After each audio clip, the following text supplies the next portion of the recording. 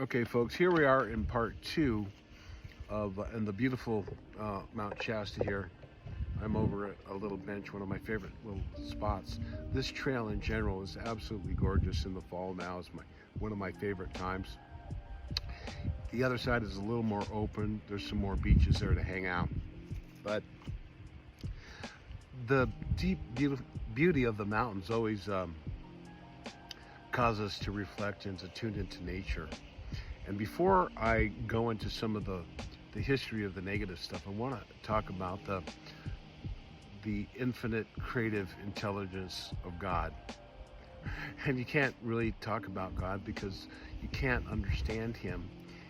Any attempts to explain God is really us just cloaking our ignorance in pompous expression. So I think it's important that people find their own spiritual center from wherever they choose. Now, the history and the culture of the earth has been damaged since the great civilizations that were living in a very positive vibration. They didn't have to have religions or people telling them what to do. It was understood, it was a natural state of being in loving each other.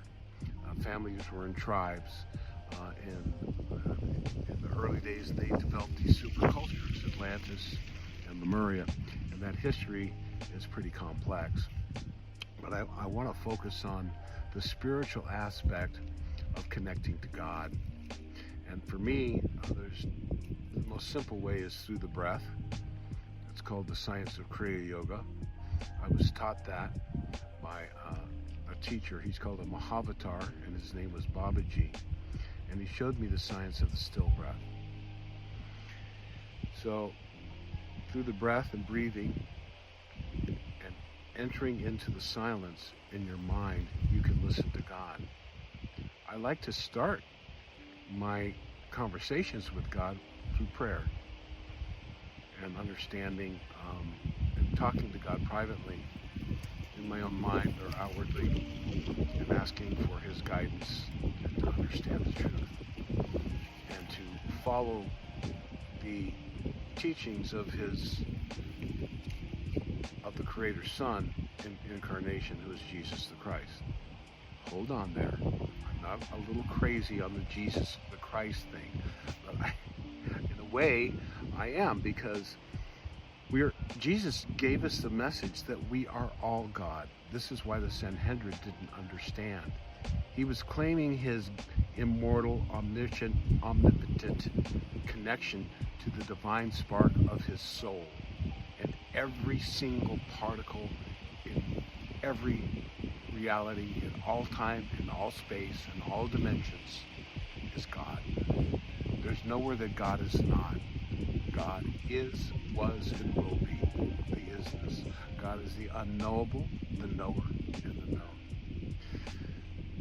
This paradox of the infinite within an individual is inconceivable. We can't understand it.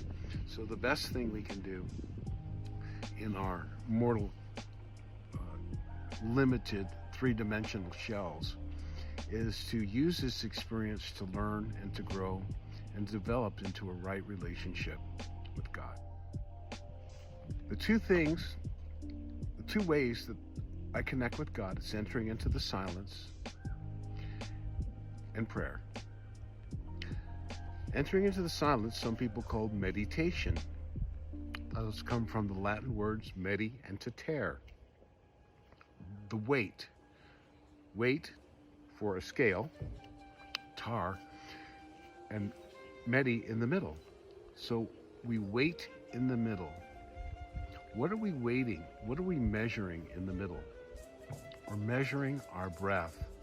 And this is a sign of the solar cross. This is the universal Christ.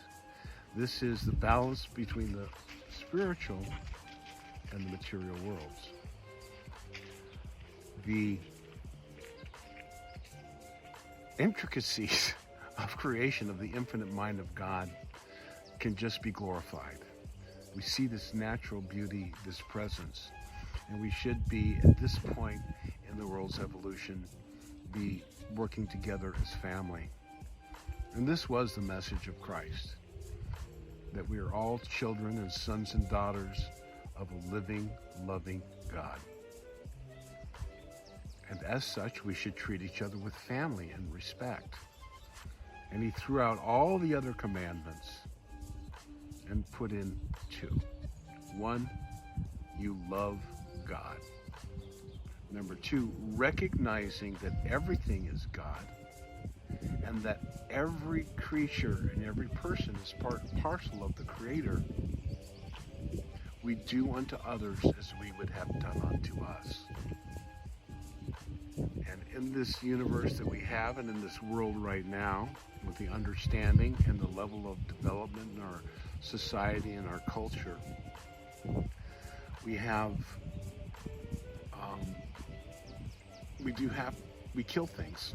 There is a cycle of life and death in the entropic, third dimensional worlds that we live in. And the science of ascension, as some people call it, is a science of stepping out of the false belief of limitation and lack in the material realms and ascending to a higher dimension, an eternal space of truth, of love, of light, and right relationship. We are all immortal beings. It's that simple. You are already a Christ, whether you know it or not. I'm not going to go secular, and I'm not going to say one religion is better than the other. I think it's pathetic that that happens, that people think that their religion is the only way.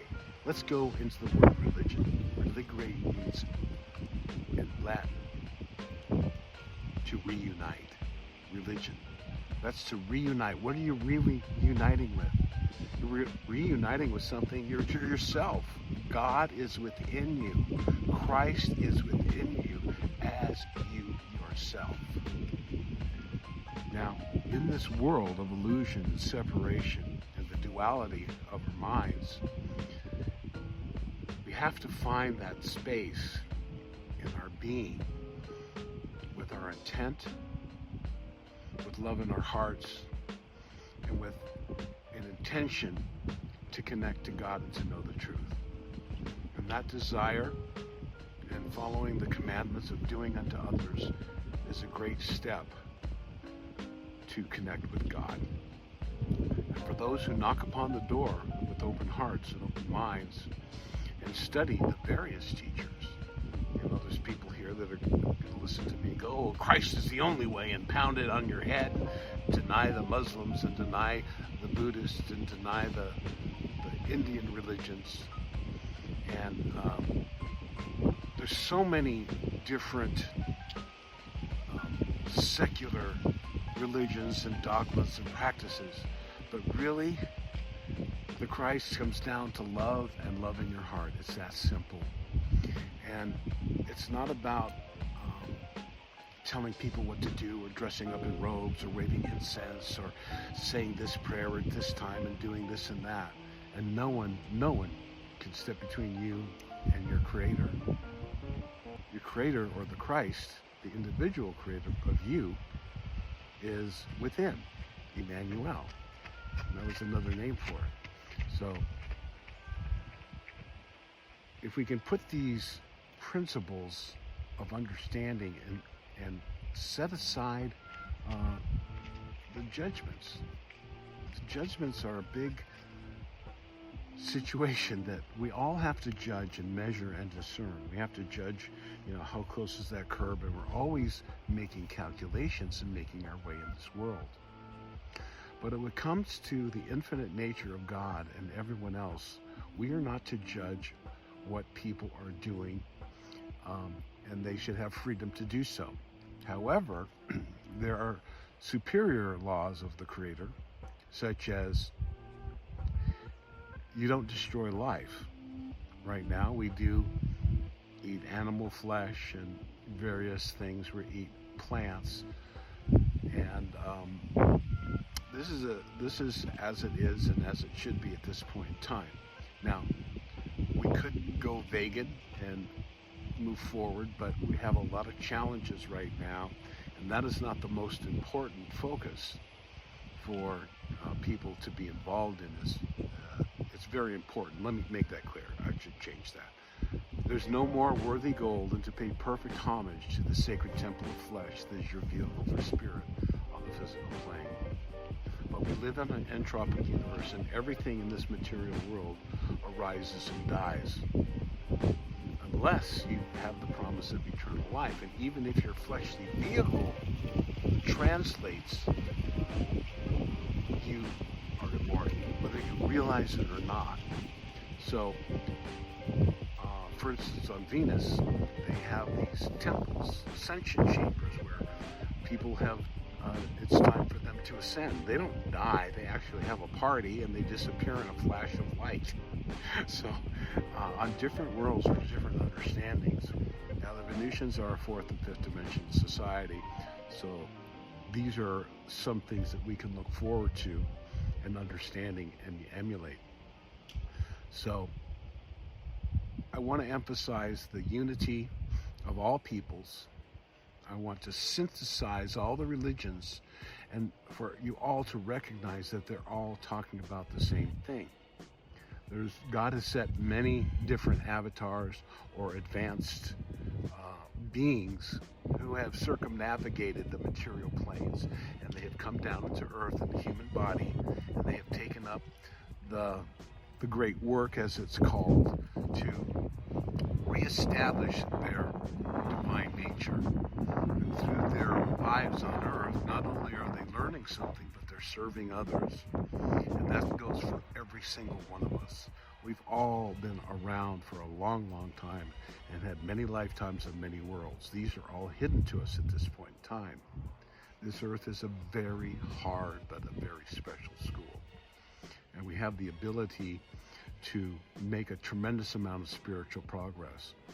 In fact, as we move along farther in this series, you're going to find out exactly what's coming up. And we're coming into a graduation.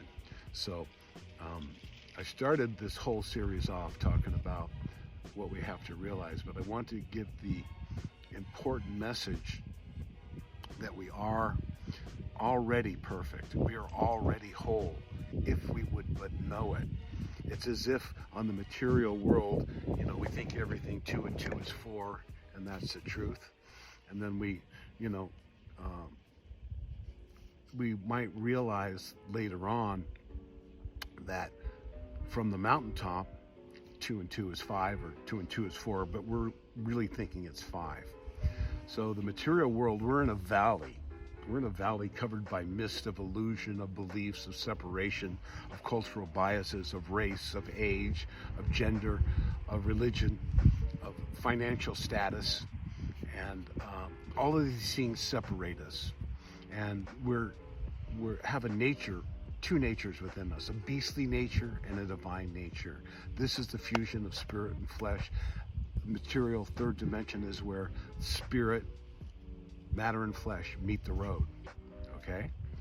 So there's a principle called the Christ principle. And this is the principle whereby spirit, conditioned in time and space, mind conditioned through time and space, returns from matter into spirit. So that's the science of ascension, and that's the essence of what we are. There's another principle, which is the principle of matter made flesh, and that's the pyramid principle. The pyramid has a life force. A lot of things are created in a crystalline shape. And the carbon atom, the base element of the physical plane, is a pyramid shape. So that pyramid shape has life. The life force, which we call prana, ki, chi, sumo, or odetic force by the Germans. We could call it life force in English in the Western world. And that life force, they call it Hawaii, they call it mana. So this is an energy frequency that comes in the oxygen. It's known as the negative ion. And the negative ion is what goes into your lungs in the what's called the ferrous and ferric exchange. You breathe in oxygen, and the iron atom respirates and gives off the carbon dioxide, and it's looking for a charge. And the oxygen has an electrical charge. That's a free electron, a negative ion. And they're abundant, and they're created in nature by plants, water meeting air, and thunderstorms. Also by pyramids. So why do you feel so good at the ocean? Because of the fresh air. Why does a waterfall perk you up? Do you feel excited? Because of the negative ions. Why do you feel beautiful and happy and healthy when you're walking in this beautiful forest here with all the trees, the silence and the oxygen being created by the trees because of negative ions? So the science of the electricity and the auric of the body is very important to understand when we're trying to develop our body and develop our spiritual consciousness. We have to know who we are as physical beings with 7 nerve centers or endocrine glands, which some people call chakras. This is all science, people. And these chakras are force centers at etheric levels, direct life force into the physical body through the endocrine glands, which secrete hormones, the first unit of biochemistry that possesses consciousness. So your feelings will fluctuate. If your sexual gonads are active, you're feeling sexual. If your adrenals or your root chakra, which has the flower of the chakra is down in the perineum, but the root is up in the adrenals above the kidneys. That's your fight-flight mechanism. You're feeling like that. If you're digesting, and there's another opposite to that would be you have the pancreas. Okay?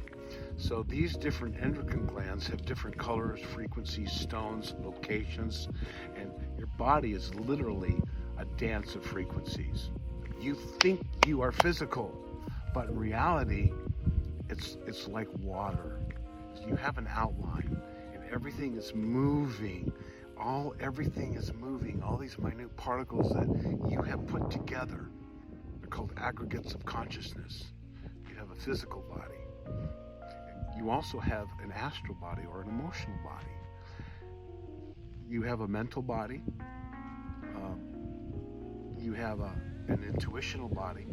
You have a causal body, and you have what's called a soul body, an omic body, and then you have a logoic body.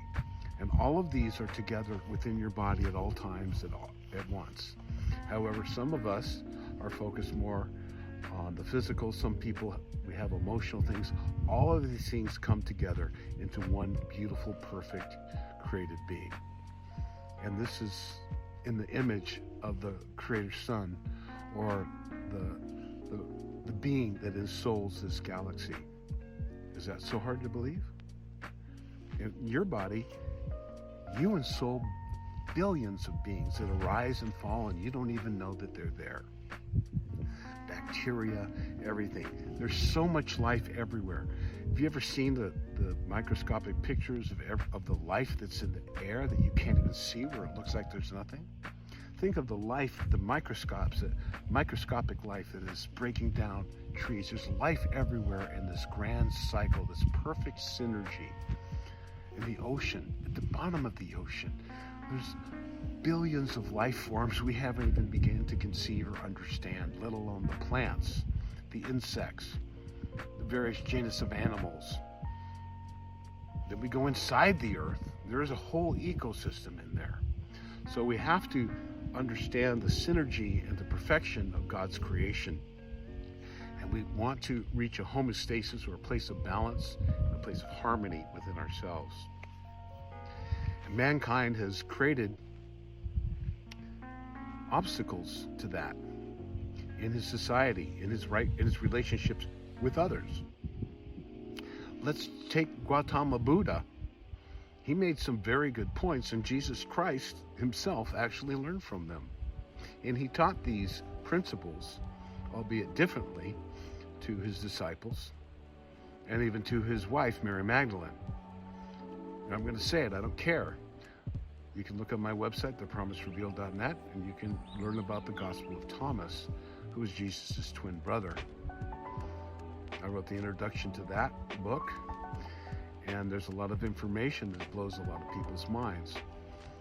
But you are a being. You have bodies within you. Everything else has lives within it. And there's really no differentiation. On the spiritual level, everything is one. Everything is God. Everything is reflecting upon itself, and everything contains the perfection, the non-differentiated being of God, pure bliss. We always think, God, I am yours, or God's, heal me. When reality is that, I am you, thou. I am God, I am you. When we recognize that, and in the Gospel of Thomas, Christ said, when you make the inside like the outside, then you are one.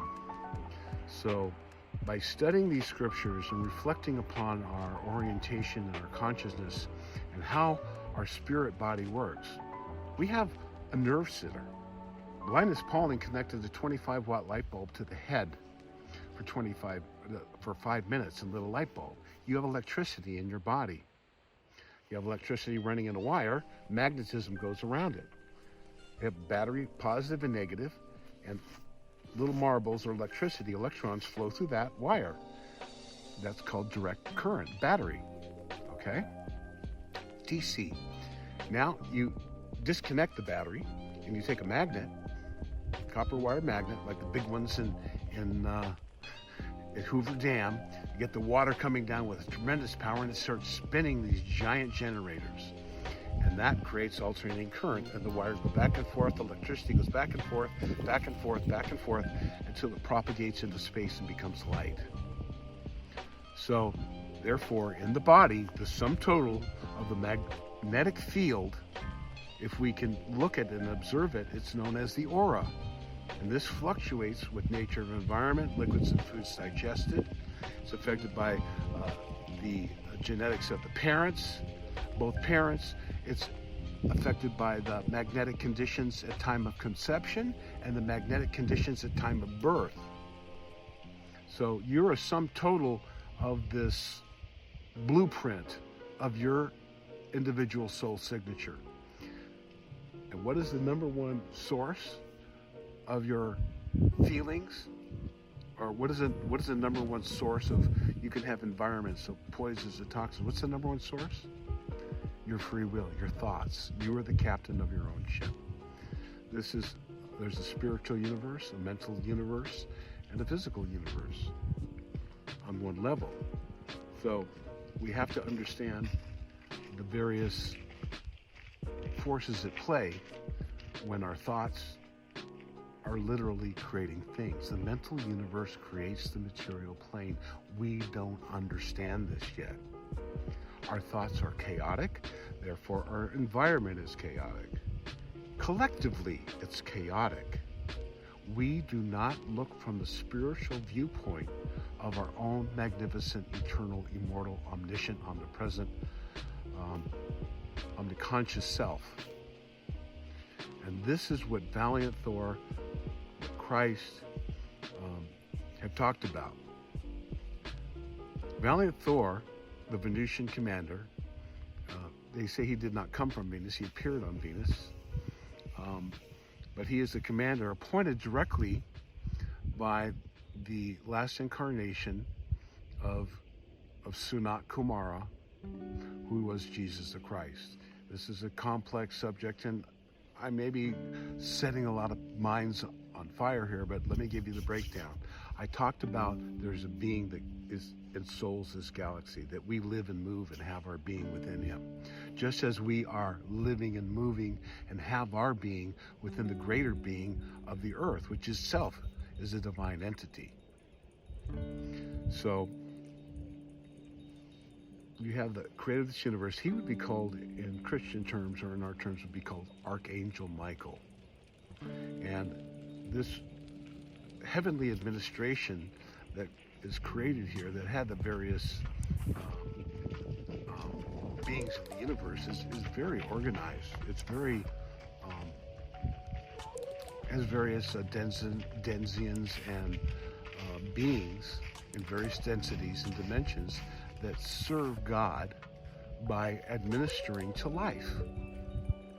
There's creators of life, and these are angels in similar realms. Cherubim, seraphim, Elohim, and a long time ago, within this galaxy, or in this galaxy, but far, far away, there was a default, and a third of these beings within this galaxy rebelled against the natural order or the creator of the universe, and they were cast down. So, on the physical plane, the Earth is very important. It's called an planet. And it's very special because it has only one sun and one moon, so it has a lot of attracting force. In fact, it will attract meteors and different things like that. But there is something good about that. The planet has a tremendous amount of life and light. In fact, 65 million years ago, there was an asteroid that destroyed life on the planet, and they thought that it could be habitable, and it wasn't. They come back, and all of a sudden the Earth is habitable. And it's been the subject of various different cycles of growth. There are seeders in the galaxy, and our civilization will one day attain to that level of expanding our culture and seeding life on other worlds and being part of a process of growth and expansion. Always learning, always loving, and always learning to grow in association with God. So we talk about the Buddha, and he said, life is suffering. The cause of suffering is desire. And there is a way out of suffering is by conquering desire. And you do that by the fourth noble truth, which is the eightfold path of yoga or union or connection. That is right relationship, right diet, right meditation, right concentration, right livelihood. I forget the others, sorry about that. But these are the precepts that must be established in the heart. And these aren't hard and fast rules. These are orientations of intent. We are so filled with competition and greed on this planet. And there are some scientific reasons for that.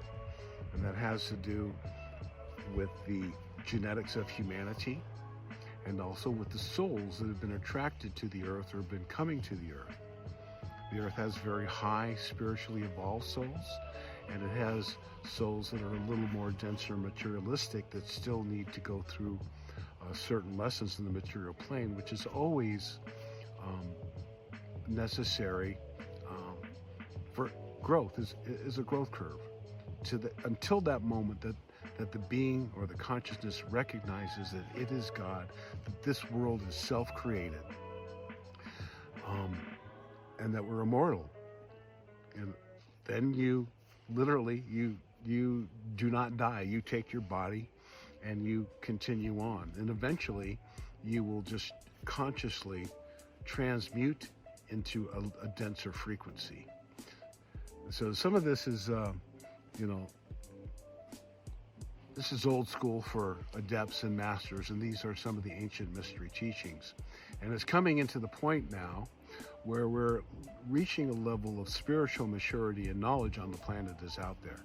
Everyone has the ability to learn and grow. The internet and the amount of knowledge that's coming forth is tremendous now.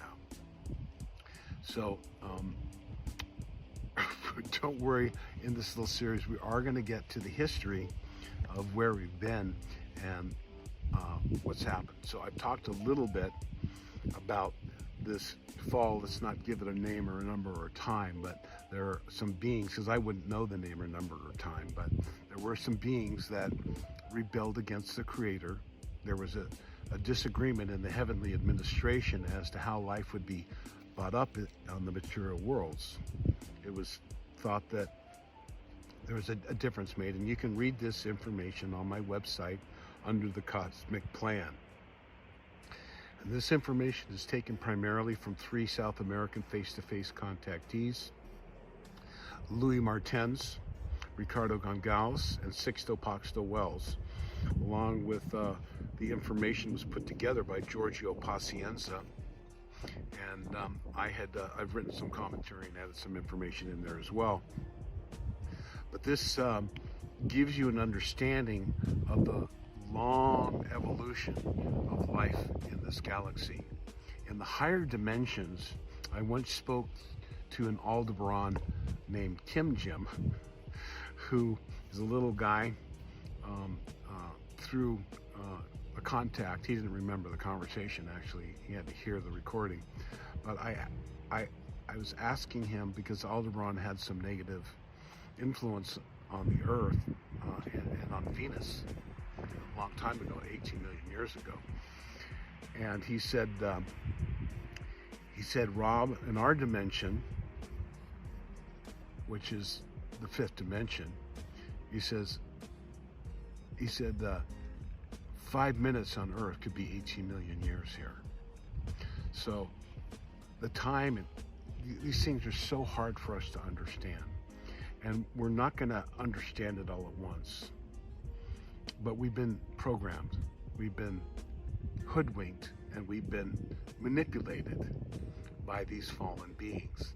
So I can't say, oh, it's not our fault. It is our fault. But we've been tricked, we've been led by an 800-pound gorilla with a master's degree in psychology in a locked room.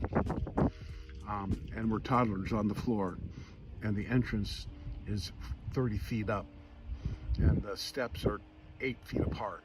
There's no way we're really going to get out by the material thinking of how are we going to get around this, and what are we going to do? We got to battle, we got to do this. No, we don't need to battle. We need to use our minds, we need to create, we need to move into something new. Okay? And we have the creativity, we have help. The angels do attend us. I've met them. They're living and walking and talking amongst us, and they've lived on Earth before, just as you've lived on Earth before. They're very long-lived. In some cases, thousands of years. I met a very famous Venusian security chief named Alan. He was born under Darius during in the Zoroastrian religion. He was a beekeeper. He lived under Darius the Great. He was recognized for his patience, his kindness, his humility, his love for his fellow man, and his service to his fellow man. And he was translated to Venus. He became a dual citizen. He was exposed to technology, and this is talked about in my book that you can get online.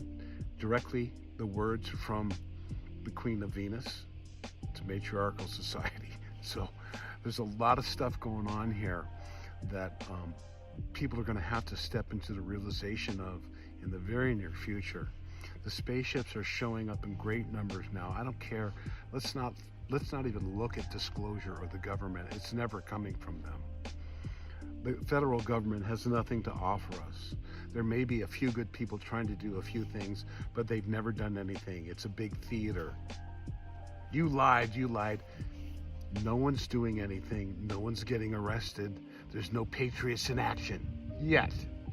There are elements within the patriot movement, within the military, finance, contactees who are working directly with our brothers and sisters from the stars behind the scenes to safely and hopefully with the least amount of loss of life navigate us into this new world. So we're going to get a little more into that in the next one. I've talked pretty long on this one. I'm going to try and keep them a little short, but I like this spot. See you again soon.